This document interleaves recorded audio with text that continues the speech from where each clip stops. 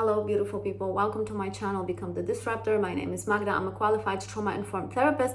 And today we're going to be talking about a very particular nervous system strategy. And this nervous system strategy is you overthinking, you constantly scanning with your mind for different decisions that you need to make, constantly analyzing your decisions, constantly analyzing your environment. So rumination, overthinking, these are literally nervous system strategies that you might have adopted very, very early in your childhood because your mind was like a safest place to go. Your cognition and you relying on your intelligence as a child, that was the only way that you could have survived an environment that you had been brought up in. So I want you to guys really start thinking about your overthinking, your rumination, your constant analysis from a very different perspective. It's literally your nervous system developing a very complex strategy to help you survive and help you adapt to an environment that was not really conducive to your upbringing. And whether that environment was, abusive or neglectful, it doesn't matter. If in your childhood you experienced an environment in which things were highly unpredictable, so there was no safety, so there was constant chaos, constant drama, constantly something happening, you couldn't really rely on your caregivers to provide you with safety. If emotions that you felt as a child were really unsafe to be felt, they were maybe shamed, you had been guilt tripped, you had been punished for them, whatever was happening, emotions were not safe, and your body, is smart. It registered it straight away. So that's why you build that strategy that is then showing up in your adulthood as overthinking, as constant analysis, as intelligence, because it is, but you're using it in the way to adapt, to survive, rather than actually create and build a life that you truly deserve. So this type of intellectual loop and this type of nervous system strategies, they are, like I said, being born in environments. If you were born into chaos, emotional unavailability, emotional avoidance, when you had to really anticipate reactions of your caregivers or of your family members to survive, to live, to function, and your brain adapts. So if emotions are unsafe, because guys, you have to also remember, as babies, we are not born into this world with nervous system regulation. You don't know how to handle your emotions as a child. This is not a natural skill that you are born with. So if your caregiver cannot regulate your emotions with you and is completely dysregulated, you learn to adapt to that. And a lot of us, because this is just such a huge pattern in my private practice, so many people, they don't feel their emotions, they're scared to feel their emotions, they will analyze them, they will name them, they will do everything but just not to feel them. And that is an adaptation. This is not a healthy nervous system regulation for a human being. This is not natural. So your brain adapts to that environment through your cognition, and your cognition is basically taking over. So you feel an emotion, okay, I have to analyze it. Something is off, you feel, anxious, okay, I gotta analyze it. And then what is happening is that actually that strategy, which is that constant analysis, constant rumination over yourself. So a lot of that is actually introspection. You might call it self-reflection, but actually, is it self-reflection? Are you still self-reflecting, or are you actually constantly analyzing and avoiding the things that you need to change, that you need to change in order to move forward in your life? So that strategy was, useful when you were a child, because then you didn't have a choice, you didn't have agency to act. Yeah, you couldn't leave the family. But now as an adult, if you're still using those strategies, then they are still adaptation strategies. They are still survival strategies, but you are just simply using them as an adult, and you still think that this is like, that you're being this or that, you like that you're being analytical. Yes, you are being analytical, but you're using the analysis in a way that is overwhelming your nervous system. Because guys, if you analyze every single decision that you make, if you constantly replay conversations in your mind with other people, or you constantly actually introspecting yourself and almost like self-monitoring all the time, if you're trying to make the most perfect move, the best decision, it's almost like your nervous system is overwhelmed, because it can never land. You will never say like, okay, this is the thing that I'm going to do, this is what I'm going to do next, okay, that's fine, let's just get on and do it. This is when your nervous system be like, okay, it's time for action. But when your mind is constantly analyzing and constantly strategizing, your nervous system stays activated. It's in constant activation. It's in constant fight or flight, because it's like constantly scanning, constantly looking for something. So at this point, the way out of this is that you need to start sequencing. And I'm going to explain what I mean specifically, because you need to understand it from a practical perspective, because it's not another theory, guys. No. Everything that I'm talking about here is ready to use in practice in real life, okay? So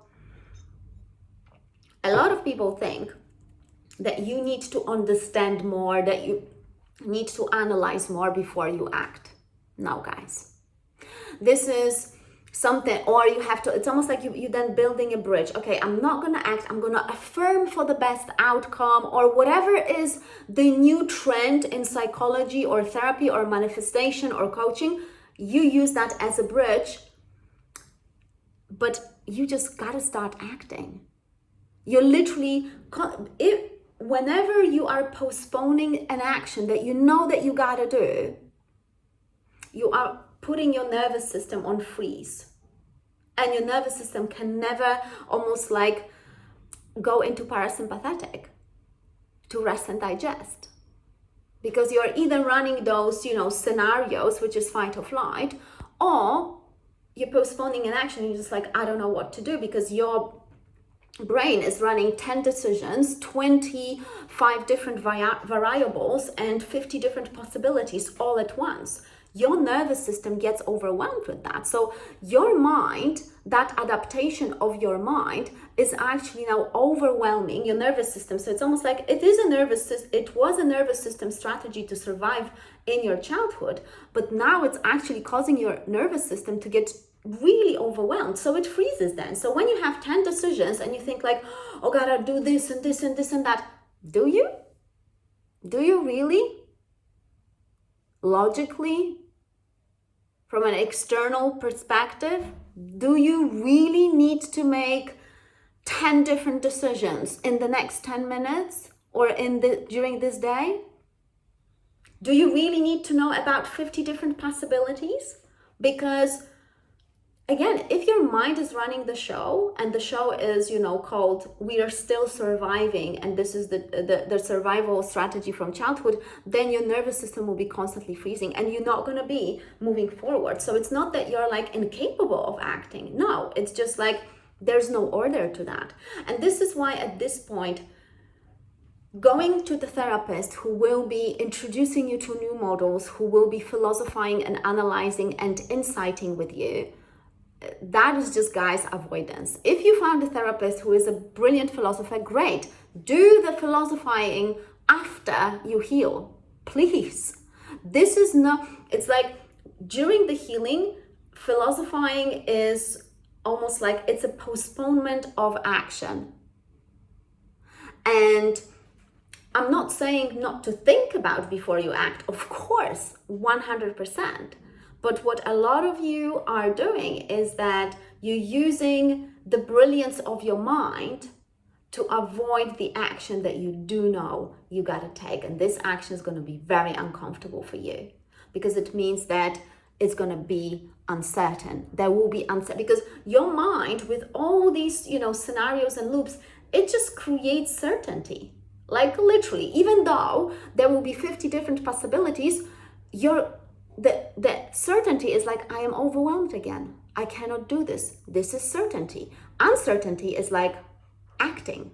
What's going to happen if you actually act? What's going to happen if you're actually going to say no to that person or say yes for that opportunity? What's going to happen? You are scared to actually move forward, because moving forward is uncertainty. And that's why what you need in what therapy you need at this point is not more understanding, because this is your comfort zone. You understand everything. You're so intelligent, you're smart, you understand, you get it all. So if you're probably smarter than some of the therapists that you had been seeing. I bet that this was your experience. So what you gotta do is that you need to find a therapist who's going to be able to give you a very sharp external observation. So you're going to be able to see that you are actually in the loop, and the specificity and the precision of what sort of loop you are actually in. And probably there's quite a few loops that you're running. And I mean behavioral and action loops.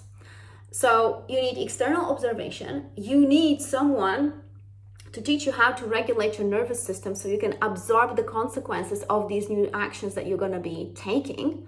So actually feeling your emotions. So you're learning to feeling your emotions in your body. That is another thing. So nervous system regulation, this is what you're actually learning. And also you need containment. So again, this is connected to the nervous system regulation, but also really looking at the distortions of your mind. The distortions, I mean, a lot of the things that your mind is running it's just waste of your energy. It's waste of your time. Because it's, let's say, high improbable to happen, whatever that is. You need to think about actual consequences, the potential actual consequences. And there's not going to be that many. But there will be those which you will be scared of. So external observation, containment, nervous system regulation, and you need accountability. You need your therapist to actually call you out when you are not acting, even though you agreed on let's say, a plan with your therapist. So that is another thing. That is the fourth thing. You need your therapist, with your therapist, to design a plan of action. What is the next thing that you're going to do? So it's not going to overwhelm your nervous system. And it's going to be like just right. And then you experiment in real life. You simply experiment. Yes, guys, you experiment with new actions, and then you're learning, starting with low stakes actions. So the things that are maybe not going to give you that many consequences that you need to absorb, that your nervous system needs to absorb. And then you just like moving from low stake to slightly higher stakes. And that's why this is a very specific type of therapy. And this is not a therapy in which you are constantly analyzing and emotionally processing. There will be some emotional processing involved, because again, you're teaching the nervous system to feel and regulate in real time during the session, but that's not the gist of it. And then you need an integration space. So you need, let's say, at least like 2-3 weeks to integrate these actions into your life and see the actual feedback from life. What has actually changed? What results you have? Because therapy at this stage needs to work with reality, needs to work with life and what feedback life is giving you. So the thing is that, guys, and you know what? You can postpone the decision of hiring a therapist who will be working in that way. Yeah. And remember, this decision costs you. It's not going to cost you money, but it's going to cost you time and energy, because you're going to be still running the loops. If you're going to hire a therapist, there is a cost, of course, to that as well. There's a financial cost and there's a commitment cost to you, not to the therapist, to you, that you're going to actually properly start healing. Minus all the intellectualizing that is just simply so comfortable for you. Because this is your comfort zone, this is your adaptation strategy. But now as an adult, like I said, it is one of the biggest things between you and proper healing. If you want to push the needle, you gotta hire someone who's gonna be able to see outside of your loops. And like I said, you don't need a lot of then therapy. So you need it maybe once a month, maybe not even that. You just need time to integrate new actions. And sometimes 1 or 2 sessions is enough for some people, but again, it depends. So I trust that that was helpful. If you want to book a session with me, you've got the links down below. I'm also going to be running a pattern lab next week on the 26th of March, 7 p.m. Madrid time. It'll be maximum 5 people, so you're going to be able to ask me a question on Zoom. So if you're interested, just send me an email. On my email address, it's all there. You can do it from my website or whichever place, or from YouTube. And yeah, you're going to be able to ask me an actual question in real time about your particular pattern. But it is I'm going to be only doing them once a month, and it's going to be only 5 people because I want the space to be very intimate. So we can all be, you know, safe. Confidentiality obviously is going to be there, so we're not going to be talking about it outside of that particular session. And yeah, like I said, those sessions will be only once a month. People will be changing, so I'll be rotating. First come, first serve basis. That's it. So if you're interested, drop me an email. Like, share, and subscribe. And I'm going to see you in my next video. Bye bye.